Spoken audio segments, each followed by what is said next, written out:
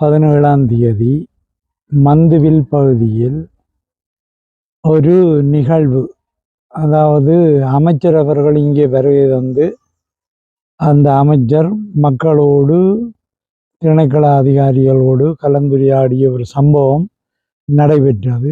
கடல் தொழில் அமைச்சர் அப்படி நடைபெறும் போது அந்த செய்திகளை சேகரிக்க சென்ற ஊடகவியலாளர் உதயகுமார் அவர்களுக்கு ஒரு அச்சுறுத்தல் அங்கே விடுக்கப்பட்டிருக்கின்றது.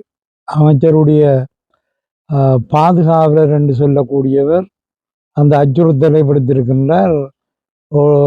பதிவு செய்ய வேண்டாம், அதாவது ஊடகவியலாளரை செய்தி சேகரிக்க வேண்டாம் என்ற தொனியில் கதைத்து, அப்படி செய்தி சேகரித்தால் உங்களுடைய வீட்டுக்கு நாங்கள் வருவோம் என்றால் அதன் வீட்டுக்கு என்னென்று வாரதாவே, இது என்ன மிரட்டல் போக்கு என்று எங்களுக்கு தெரியல.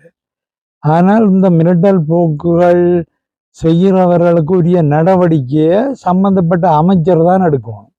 அமைச்சர் முக்கியமாக இதுகளில் கவனம் செலுத்தணும். ஏனென்றால் உங்களுடைய நடவடிக்கைகள் சீராக மக்கள்கிட்ட போய் சேர வேண்டும் என்ற நோக்கத்தோடு தான் அந்த ஊடகவியலாளர் அங்கே செய்தி சேகரிக்க வந்தது.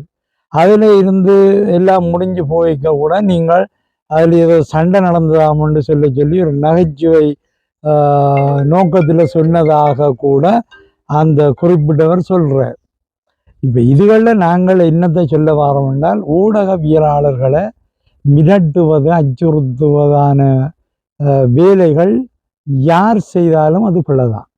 அந்த விஷயங்களில் கூடிய கவனம் எடுத்து சம்பந்தப்பட்டவர்களுக்கு மிரட்டினவர்களுக்கு உரிய நடவடிக்கையும் எடுத்து இனிமேல் இப்படியான வேலைகள் செய்யாமல் அல்லது இடம்பெறாமல் பார்த்து கொள்ள வேண்டும் என்று கேட்டுக்கொள்ளும்.